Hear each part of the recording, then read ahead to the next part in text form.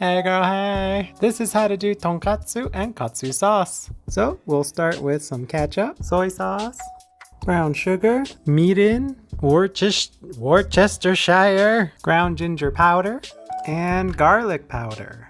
Give it all a whisk. Give it a little taste test. If it needs more sugar, add more sugar. Otherwise, just set it aside and let's work on tonkatsu. So we're going to need boneless pork chops and we're going to dry them up with a paper towel just to soak up the moisture. Sprinkle on some salt and pepper on both sides. Place the pork chop between plastic or a ziplock bag, saran wrap, whatever you got, and flatten it out. Now we're going to want 3 different stations, one for flour, one for egg, and one for panko. So let's start by dipping into the flour first on both sides.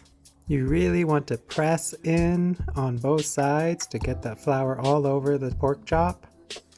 What I like about making these is that you can do all of this in a big batch, freeze what you don't want to cook, and they're ready to just take out of the freezer and go straight into the deep fryer. And then dinner's ready, just like that. Now we're moving over to the egg wash. Just get it all in there, dip it in, flip it. Just spread the egg all over that flour. In case you didn't know, or it may be common knowledge, but I didn't know at one point, I keep one hand for the flour and the panko, and I keep the other hand to mess with the egg. The reason for this is because we are breading the meat, not our fingers.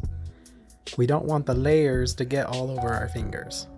Next, we're going to let the egg drip off back into the bowl and then move it over to the panko crumbs. Sprinkle it on top, press it in, flip it over. We just want full coverage. If you're going to freeze them to cook them later, we can place them into a Ziploc bag separated out with parchment paper. So to start cooking them, we need to heat up our oil to 350 degrees.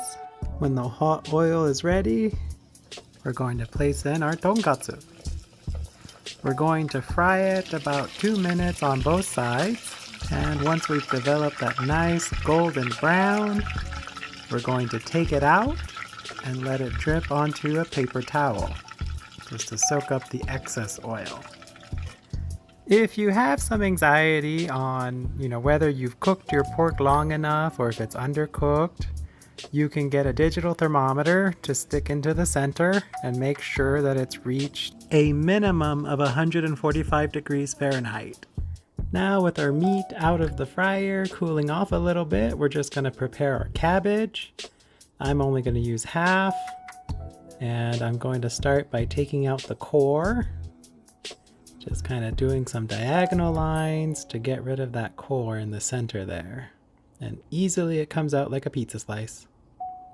As for the rest, I'm just going to lay it down and just make very small chops until it's all the way done. And there you have it. Your tonkatsu with your shredded cabbage and tonkatsu sauce that you pour all over. And as a side, you could do Hawaiian Mac Salad. Anyway, bye girl, bye!